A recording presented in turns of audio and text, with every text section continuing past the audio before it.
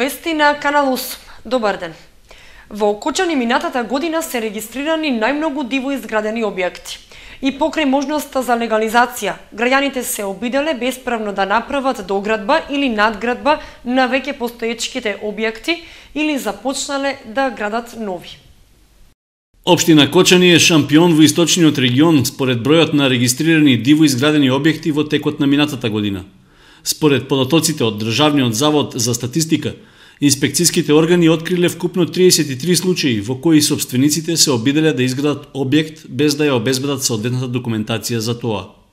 Најголем број од дивоградбите, дури 12, се помошни објекти, а во 7 случаи се работи за започнати нови објекти за домување. Кај 6 објекти пак била регистрирана надградба или доградба без да биде обезбедена соодветна дозвола. Останатите бесправни објекти се тераси, настрешници, времени објекти, а во еден случај имало обид за дивоградба на деловен објект. Од дивоградбите за домување, сите се со стамбена намена, односно не се регистрирани објекти за одмор и рекреација или пак за делумно домување.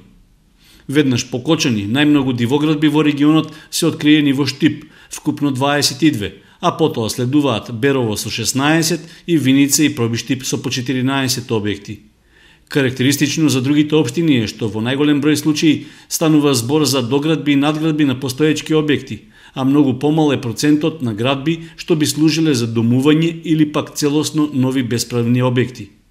Најголем број од бесправно изградените објекти во регионот, односно над 98%, се во приватна сопственост.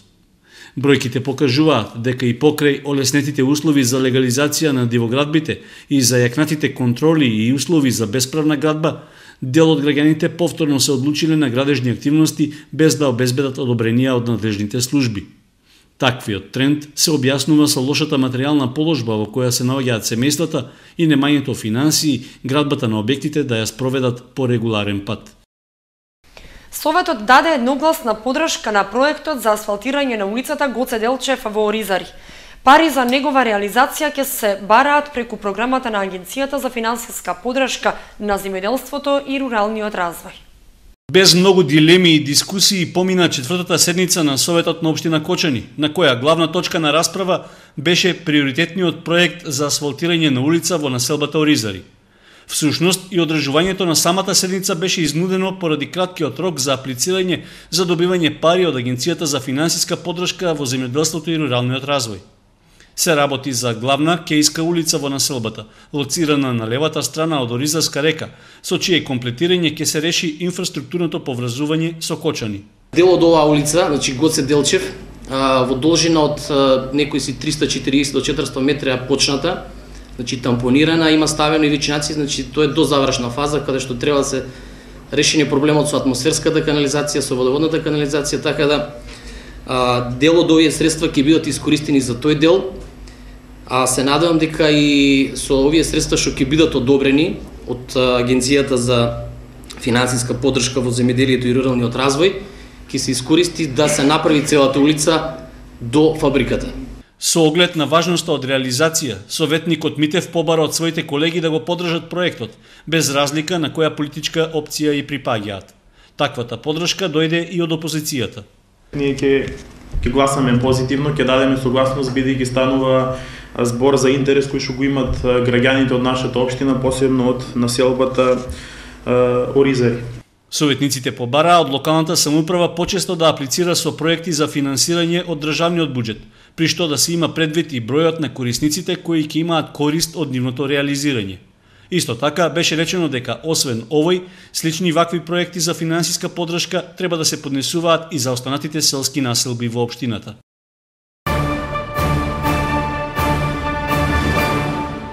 Сообраќајните знаци во општина Кочани масовно се уништуваат. Иако надлежните служби интервенирале за санирање на штетите, ситуацијата и понатаму е загрижувачка, зашто членови на општинскиот совет побараа поактивен ангажман. Состојбата со сообраќајните знаци и другата патна сигнализација во општината не ги задоволува стандардите за безбеден сообраќај. Со таква забелешка излегоа советниците, барајќи да се преземат мерки за подобрување на ситуацијата. Рекоа дека дел од знаците се оштетени, украдени, а некои искорнати со столпчињата на кои биле поставени.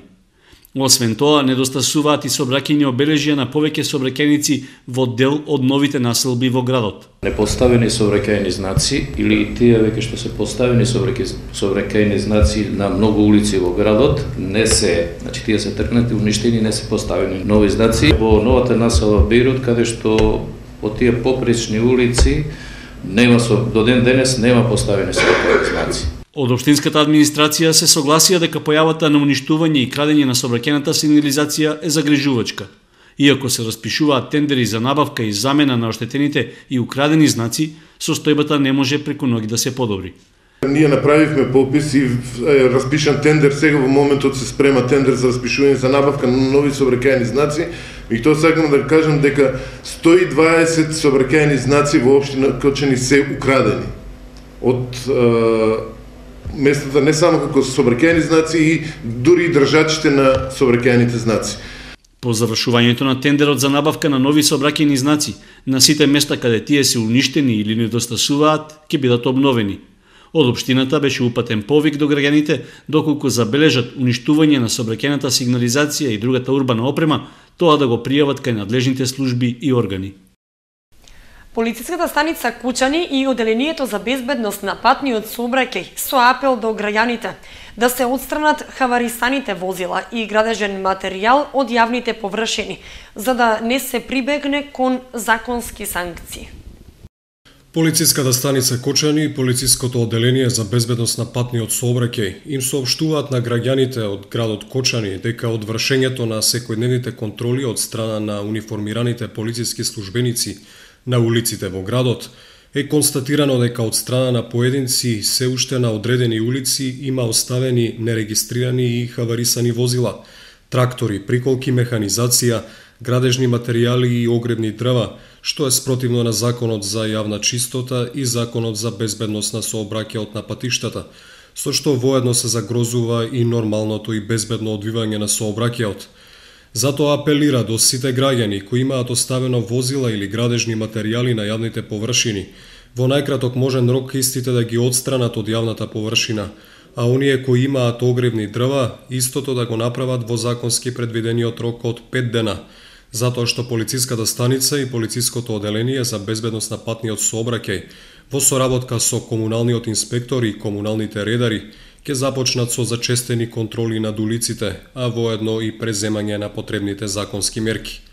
Исто така се известуваат граѓаните кои заради одредени градежни активности или работа на пат ќе имаат потреба од зафаќање на сообраќајна површина, пред да започнат со работните активности да извадат одобрение од локалната самоуправа и согласно со полициската станица Кочани за време на измена на режимот на сообраќај и со самото тоа да ја почитуваат предвидената законска процедура.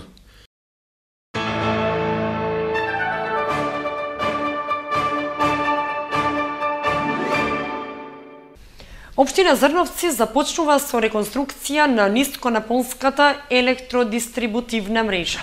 Инвестицијата е на Евана Македонија.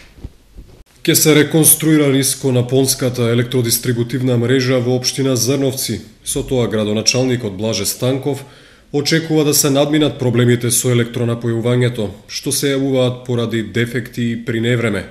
Се планира оваа инвестиција да се реализира за период од 1 месец. Во изминатите неколку месеци Евана Македонија изврши промена на електричната секундарна мрежа, затоа што беа поставени бетонски столбови, самоносичи кабел, исто така извршиме промена и на уличното осветлување, така да веќе ќе бидат надминати сите оние проблеми кои се појавуваа во изминатиот период. Вкупната инвестиција тежи 6 милиони денари што ќе ги обезбеди Евана Македонија, како и дополнителни 350.000 денари учество на општина Зрновци од сопствениот буџет. Во петокот македонски јазик, денеска странски јазици и математика полагаа учениците од средните училишта како дел од државната матура. Во гимназијата полагаа 156 ученика, во средното општинско училиште Гошо Викентиев 93. Матурата помина без проблеми. Сега се очекуваат резултатите од екстерното тестирање. Во петокот се полагаше македонски јазик, првиот дел од државната матура. Во вториот дел учениците полагаа странски јазици и математика основно и напредно ниво. Тестатори беа професори од двете средни кочански училишта. Полагањето го следеа представници од Министерството за образование и наука, Бирото за развој на образованието и од Државниот просветен инспекторат. Кај нас во училиштето се пријавени 156 ученици, кои што полагаат англиски јазик, француски јазик, германски јазик и математика основно ниво, распоредени во 14 училници, исто толку тестатори од Средното општинско училиште Гошо Викентиев. Материјалите стигнаа во раните утрески часови, пред 8 часот, беа доставени до училиштето. Во 9 часот материјалите беа отворени, предадени на тестаторите, беа проверени испитните простори и полагањето започна во 10:15, немавме никакви проблеми од технички или од организацијски карактер. Сите ученици се тука, освен двајца кои што се надвор од државата. Без проблеми помина државната матура и во другото средно училиште, Гошо Викентиев. Директорот Димче Сребренов информираше дека македонски во петокот полагаа 93 ученици, математика основно ниво 38 и англиски 55. Во ова училиште следува полагањето на интерните завршни испити. Инаку и двете училишта ги очекуваат резултатите од екстерното оценување, пошто ќе следува внесување во евиденцијата на училиштето, пишување на свидетелства. Уписите се на 25 и 26 јуни. На почетокот на јули ќе се сумираат резултатите од државната матура. Од Министерството за образование најавуваат дека приоритет во иднина ќе биде спроведувањето на проектот Е-матура, според кој полагањето ќе се одвива по електронски пат, како што се полагаат тестовите за екстерно оценување.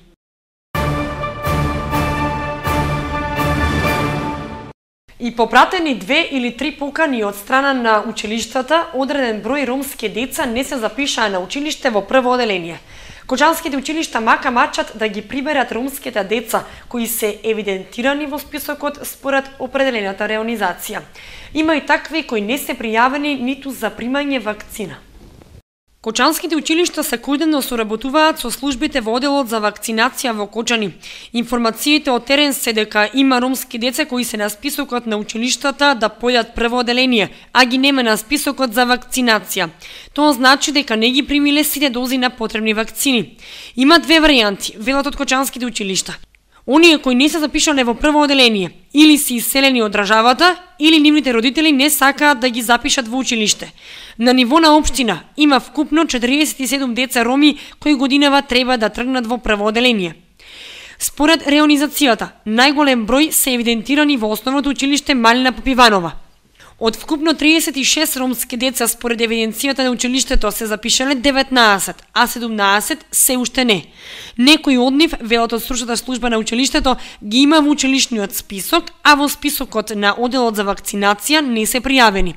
Стручните служби во училиштето велат дека на тие 17 деца кои не се запишале им пратиле втора покана на која нема одговор.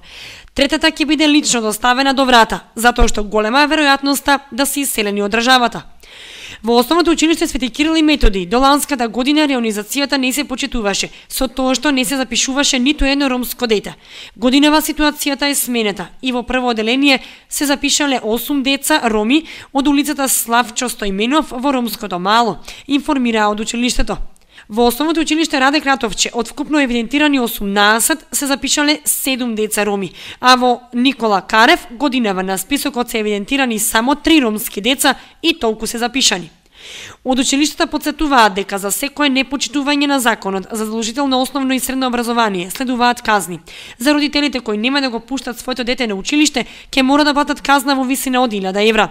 Уписите во основните училишта завршија на 1 јуни. Со цел да се запишат сите деца, од училиштата велат дека и да дојде дете кое не е запишано, нема да го вратат. 12 години постоење и традиционално одржување годишен јавен час. Школата за гитара ГИТО од Кочани веќе 12 години произведува успешни музичари кои своите таленти ги покажуваат свирејќи и откривајќи ги тајните на инструментот гитара. Синоќа во салата на мултикултурниот центар се одржа јавен час на кој настапија сите ученици кои ја посетуваат школата. На крајот од секоја учебна година школата заедно со учениците подготвуваат јавен час на кој настапуваат без селекција сите ученици. Јавниот час има двојна цел. Родителите да видат до каде стигнале и што работеле нивните деца во текот на целата година. И детето кое прв пат настапува да почувствува како е да се настапи на сцена свирејќи на омилениот инструмент. Оваа година, значи, повторно имаме во неколку степени категории се, значи дечиња кои што се почетен или прв степен, имаме дечиња кои што се втор степен, трет степен, четврти степен и едно дете имаме кој што веќе 6 години најупорно ни е, веќе 6-та година има како завршува сега оваа година 6-ти степен. Значи целта ни е да уфатиме се она што во градот е потенцијал, а поврзано со инструментот гитара. Сите оние дечиња кои што покажале интерес за овој инструмент да им помогнеме, да ги усмереме. Програмата опфаќа од популарна музика до македонски фолклор, до она што е изворно, па до сериозна музика, класична музика, полесни овие рефрени и теми како што се Ода на радата и многу други кан-кан, да не ги набројувам сега. Значи буквално програмата опфаќа се, од македонско до светско, она што е наше и она што е светско, за да може од една страна стечи вкус да се задоволи, а од друга страна да може дечињата, нели, навистина да поседуваат познавање од различни видови правци во музиката. Кочани е богат од тло кога е во прашање музиката, додаде Филипов. Тоа е докажано уште одамна со постоењето на музичкото училиште и откако постои школата за гитара. Бивши ученици во школата сега веќе се студенти на факултетот за музичка уметност во Штип, одсек гитара. Салата на мултикултурниот центар беше приполна со луѓе кои со задоволство ги слушаа песните од Тоше Проески, како и познатите јухитови одсвирени од рацете на учениците.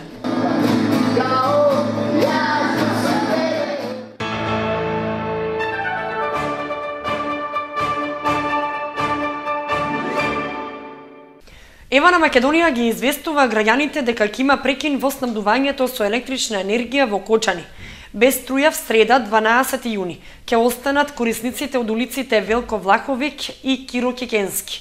Прекинот ќе биде во периодот од 6 до 7 часот наутро, а како што информираат од Евана, тоа е заради реализација на инвестиционите зафати за подобрување на квалитетот во снабдувањето со електрична енергија на корисниците во тие реони.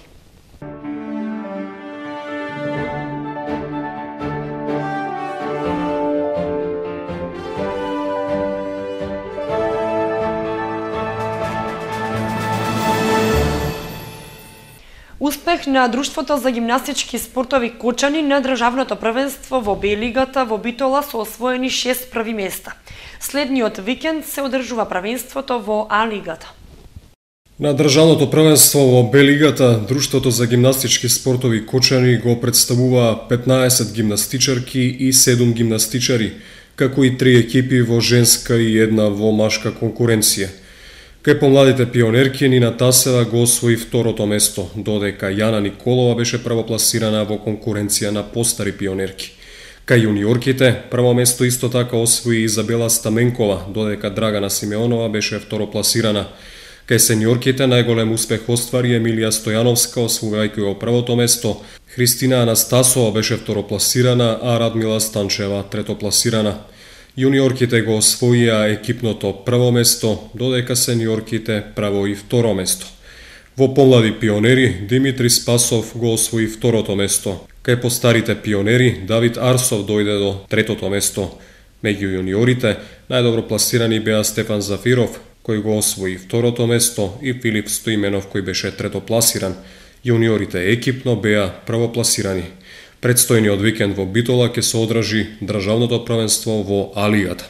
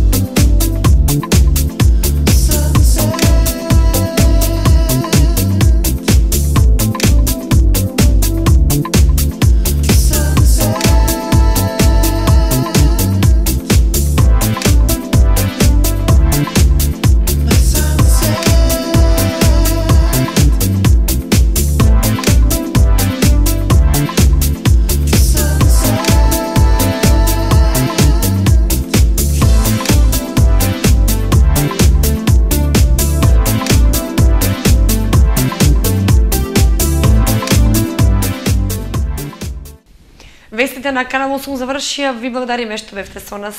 Пријатно.